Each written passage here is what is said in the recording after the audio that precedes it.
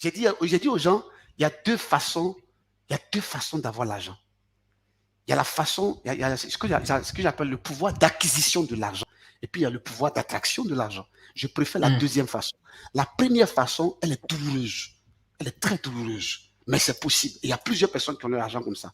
Mais mais c'est trop douloureux. Ça fait que ton mariage peut en pâtir, ta vie peut en pâtir. Comment tu peux comprendre que quelqu'un ne dort pas parce qu'il cherche l'argent? Comment tu peux comprendre que quelqu'un ne dort pas parce que non, il a un business, on dit non, il ne doit pas dormir, il faut bosser fort, tu dois descendre à minuit. Et on dit, what is this? What is that? No, no, no, come on. Je suis un entrepreneur. Vas-y, oui. vas-y. Parce que quand tu dis ça, je sais pas trop comment me positionner parce que j'écoutais une interview d'Aliko Dangote et il disait qu'il travaillait en moyenne 18 heures par jour. Ok, d'accord. Bon, après, c'est ce qu'il a dit. Voilà. Je ne vais pas mettre ce qu'il a dit en doute. Dieu merci encore que je le connais. Dieu merci. Ok, voilà. À ce stade de la vie, quand Aliko Dangote dit qu'il travaille 18 heures, bon, c'est beaucoup de phone calls, c'est beaucoup de trucs. Je veux dire qu'il n'y a pas vraiment de. Ok, d'accord, ok. C'est beaucoup de sous la clim, relationnel. Voilà, c'est beaucoup de relationnel, mon cher. Mais ce qu'on nous apprend à faire là, nous autres là, genre, je suis pas en train de parler de la paresse, je suis pas en train de prêcher la paresse ou bien quoi que ce soit. Mais je dis qu'il faut, il y a quelqu'un qui m'écrit, il dit qu'il faut utiliser le pouvoir d'attraction pour gagner ça. Et ça commence par lui-même. Écoute, moi je vous ai dit, l'entrepreneuriat c'est une extension divine et que toi tu es un vase. Et dans ce vase s'exprime une divinité. Donc laisse-toi faire. C'est juste un tuyau, laisse-toi faire. How can you be broke?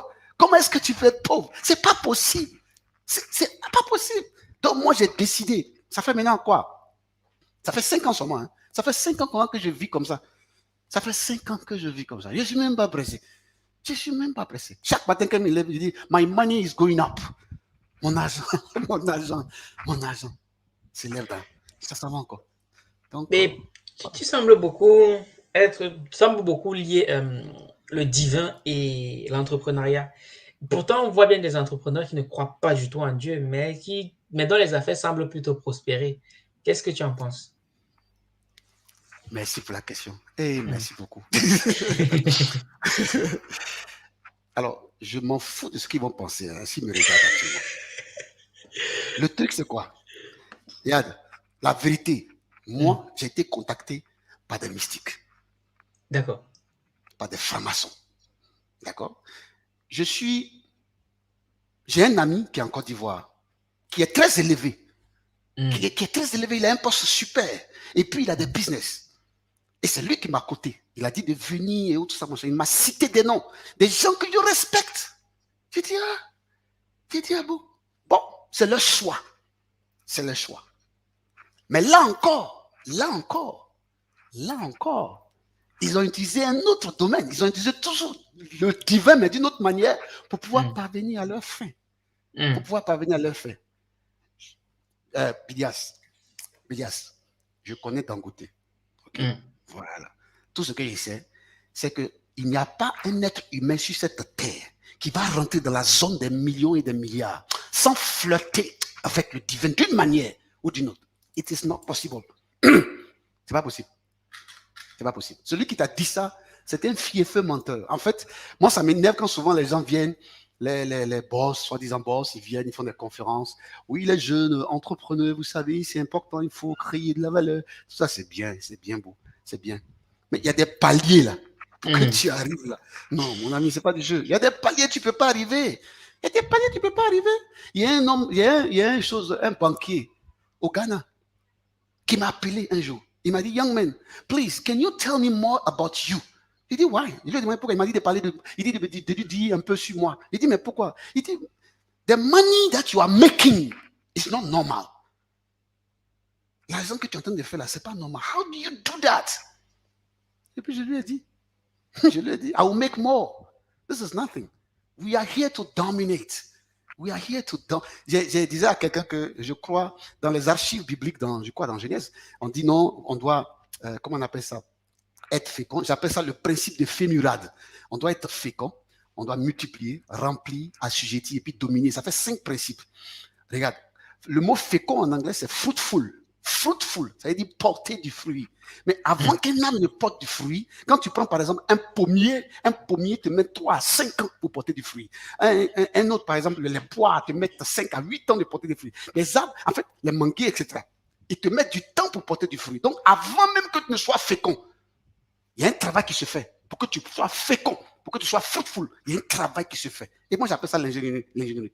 Quand tu portes maintenant des fruits, c'est-à-dire que tu manifestes, parce que j'écoutais ta vidéo et j'ai été frappé quand tu m'as dit, on ne vend pas les produits, on vend la vision. Il restait un peu, il allait rentrer dans la vidéo pour te donner un bisou. Tellement tu as touché mon cœur parce que je me suis dit, les gens ne savent pas que derrière chaque produit, il doit avoir un message. Il doit avoir un message. C'est tout. Donc, le truc, c'est que tu portes du fruit, tu manifestes ton truc, et puis après, maintenant, tu te multiplies. La multiplication, c'est quoi? C'est la duplication. C'est le dédoublement professionnel. C'est le discipulat professionnel. C'est-à-dire que j'étais à Abidjan, je suis maintenant à Kigali. C'est-à-dire que je suis à Kigali, je suis maintenant au Burkina Faso. Je me dédouble. C'est-à-dire que je m'investis en d'autres personnes. Ça, je me multiplie. Mais après, je me remplis. Remplis, c'est la saturation dans le secteur. Juste dans le secteur, pas que dans la saturation, partout on me connaît. Non, non, non. Dans le secteur, c'est comme le diamant. Les gens ne savent pas comment le diamant s'extrait et s'exporte. C'est un secret des positionnements, ce n'est pas du jeu. Et puis après le remplissage, il y a assujetti. Quand tu assujettis, c'est différent de quand tu domines. Quand tu assujettis, on a besoin de toi. Tu deviens très utile. On te consulte, on t'appelle. Et puis après, tu finis par dominer le secteur. C'est de ça qu'il s'agit. C'est de ça qu'il s'agit, mon frère. Est-ce que, non, parce que, toujours, je vais un peu revenir sur le divin parce que je semble ne pas être le seul à être intéressé par cette thématique-là. Apparemment. Est-ce à dire que tous ceux qui s'en sortent dans les affaires, s'ils ne suivent pas, je vais décider d'appeler ça comme ça, le bon Dieu, ils suivent nécessairement le mauvais Dieu? Est-ce qu'il n'y a pas des gens qui ne sont pas, qui sont juste spirituels, voilà? Ah, regarde, j'aime bien le terme que tu as employé. En fait, moi, je ne suis pas en train même de parler de bon. Je parle de Dieu, c'est vrai, mais je parle justement des hommes spirituels. C'est totalement spirituel. Je crois qu'il y a des gens, j'ai rencontré beaucoup de mecs, de gars qui sont des entrepreneurs, des hommes d'affaires, etc., qui, bon, qui flottent ni avec l'autre côté, ni avec l'autre côté, qui ne croient en rien, à part ce qu'ils font tous les jours, et tout ça, machin. Ils réussissent, hein. Ils réussissent, mais ils n'ont pas de succès. Ils réussissent, mais ils n'ont pas de succès. C'est-à-dire que, bon, ils ont l'argent pour leur famille, ils mangent à leur faim, etc., etc. Et souvent, ce sont ces personnes-là qui ont beaucoup de fins de mois à la fin de leur argent. Je répète la phrase pour que vous compreniez. Il y a beaucoup de personnes qui ont beaucoup de fins de mois à la fin de leur argent. Ils n'arrivent pas à joindre beaucoup les deux bouts, ils glouent et tout ça, machin. Sinon, à part eux là, tout ce que moi je connais là, non, tu peux pas. Bélia, c'est pas possible. Alors, quand je dis aux gens d'être spirituel, Bélia, si tu rentres, par exemple, si tu passes ton temps actuellement à méditer, à te vider de tes rancœurs, à te vider de, par exemple, tu ne te plains pas, tu exprimes la gratitude, tu es vraiment posé et tout ça, machin, mais tu vas voir quelque chose va commencer à changer. Tu vas voir, in no time, c'est en l'espace de 3 ans que j'ai eu près de 150 employés, permanemment payés. Et tu fais bien d'aborder cela parce que c'est un truc que je comprends pas en fait. J'ai remarqué que la plupart des personnes qui réussissent dans les affaires, en général, lorsqu'ils réussissent à tenir 5 ans, au bout de la 5e, 6e année, leurs affaires prospèrent, si ce sont vraiment des personnes correctes. Et moi, j'en fais la preuve moi-même dans notre propre processus. Est-ce que toi, tu as une explication au fait que ce soit en général entre 5 et 7 ans? Est-ce que tu as quelque chose qui pourrait expliquer ça? Alors, ce que je peux dire là-dessus, c'est comme quelqu'un qui a dit que quand pour pouvoir faire ton premier $1 000 000, c'est très difficile, mais une fois que tu l'as fait, bon, tu arrives à le faire. C'est parce que pendant les 3 premières années d'une entreprise, il y a 3 choses qui arrivent. La première des choses, c'est que j'ai remarqué personnellement que quand tu commences à te lancer dans les affaires, au départ, le produit ou le service que tu crées, tu ne maîtrises pas. Il y a toujours Tout du à fait. bug dedans. Il y a toujours Oui. du bug. Il est constamment en amélioration. Et Oui. souvent, il te faut un an, Joe, voire souvent un an et demi pour que tu arrives à maîtriser. Ah, d'accord, voilà ma prestation de service. Voilà la valeur que je crée. Voilà le bug que je dois enlever dedans. La deuxième des choses, c'est la cible. Les personnes que tu dois servir. Moi, j'ai découvert que ça se révèle au fur et à mesure. C'est-à-dire, au départ, j'ai pris le marketing, j'ai dit, bon, on dit non, il faut qu'il soit à tel âge, il faut qu'il soit tant. Quand j'ai coaché toutes les cases là, mon frère, faut t'amuser, il a menti sur le terrain. Donc, sur le terrain, quand quelqu'un m'appelle, oh, je cours en même temps. Ça mentit, mais j'ai commencé à comprendre qu'au fur et à mesure, j'ai commencé à voir clairement et distinctement qui était mon client et comment je devais le servir. Ça prend du temps à maîtriser. La troisième des choses, c'est le secteur d'activité. J'ai remarqué que la plupart des Africains sont dans le Me Too business. C'est-à-dire, quelqu'un a fait un business, lui aussi il veut créer pour lui. Lui aussi veut se lancer dans la formation. Lui aussi veut se lancer dans le coaching. Lui aussi veut se lancer dans ceci, etc., etc. Mais ils oublient que c'est un secteur. Moi, par exemple, je vais mourir heureux dans le secteur de la formation. L'éducation, pardon. Dans le secteur de l'éducation. J'aime ça. C'est un secteur que je connais. Donc, les gens doivent arriver à d'abord comprendre le secteur dans lequel ils sont. Quand tu comprends le secteur dans lequel parce que dans le secteur dans lequel que tu es là, il y a deux choses qui se passent. Il y a le code et puis il y a le réseau.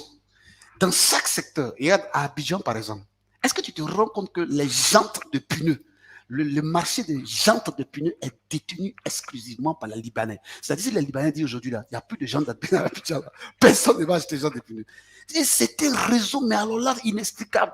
Quand tu veux rentrer dedans pour faire pour toi, on te balaie. Quand tu veux rentrer pour faire quelque chose, on te balaie, on te tue rapidement, c'est pas la peine. En Côte d'Ivoire, il y a quelqu'un qui faisait une boisson, j'ai oublié le nom, merde. Mais Soliban l'a acheté très rapidement, on l'a fait taire. Soliban n'a pas pu faire taire Brassivois parce que Brassivois c'est Heineken. Mais quand l'autre là il est venu, j'ai oublié pour ceux, les Ivoiriens qui connaissent, même pour l'autre quand il est venu, ils ont acheté très rapidement parce que bon, il est venu dans un secteur et il voulait dominer dans le secteur. Non, quand tu rentres dans le secteur, la première des choses que tu dois faire, c'est comprendre le code du secteur. Il y a un code dans le secteur, il y a une manière d'opérer dans le secteur pour pouvoir percer. Et puis ensuite, il y a un réseau dans le secteur dans lequel tu dois t'aligner. Et ça prend du temps. Donc, secteur, cible, produit, ça fait les 3 ans, 4 ans. Et puis après, quand tu as compris ça, quand tu maîtrises ça, paf, tu passes l'étape des 4 ans, 5 ans. Mais quand tu arrives dans 5 ans, tu te heurtes à une autre chose, les employés. C'est pas du jeu. Mon Dieu, c'est pas du jeu. Est-ce que tu te rends compte qu'après ça, tu dois payer quelqu'un à 1,2 million par mois? Et puis toi-même, là,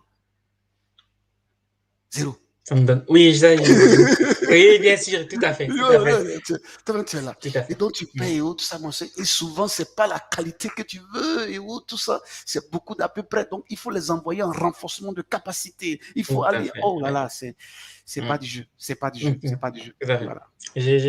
Donc, la petite expérience que j'ai, je confirme, c'est pas du jeu. Et en plus, pour toi, tu en as plus de 200. J'imagine que ça devient de plus en plus compliqué. Ah non, c'est Et compliqué. je n'avais pas prévu cette question, mais j'ai l'impression que je sens que tu es très à l'aise avec ça. Donc, je vais en profiter pour te la poser. C'est une expérience que moi, j'ai vécue. J'avais écouté cette phrase une fois. Je n'avais pas compris, mais c'est quand je l'ai vécu que j'ai compris.